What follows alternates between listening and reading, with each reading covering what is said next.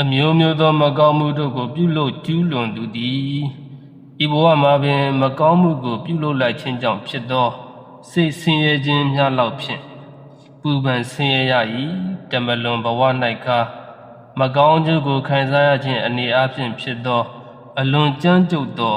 အပယ်၌ဖြစ်သောဆင်းရဲခြင်းအပြင်ပူပန်ဆင်းရဲရ၏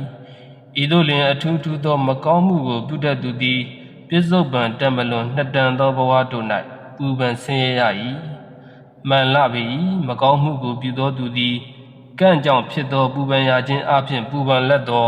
ငါသည်မကောင်းမှုကိုပြုအပ်မိလေစွာဟုပူပန်ရ၏ထိုကံကိုအကြောင်းပြု၍ပူပန်ရခြင်းသည်အနည်းငယ်သောအတန်းရှည်မြတ်သာရှိသောပူပန်ရခြင်းသည်အကျိုးကြောင့်ပူပန်ရခြင်းအပြင်ပူပန်သည်ရှိသောက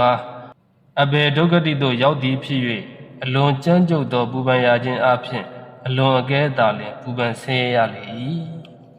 ကောင်းမှုကုသိုလ်အမျိုးမျိုးကိုပြုလုပ်အားထုတ်ထားသူသည်ဤဘဝ၌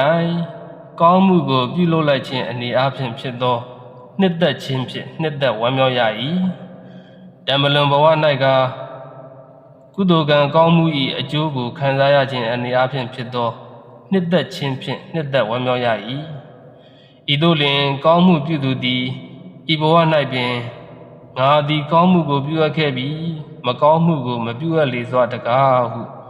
ပြုအပ်ခဲ့သောကံကိုအကြောင်းပြု၍စိတ်လက်ချမ်းသာခြင်းမျိုးဖြင့်နှစ်သက်ဝမ်းမြောက်ရ၏တမလွန်ဘဝ၌က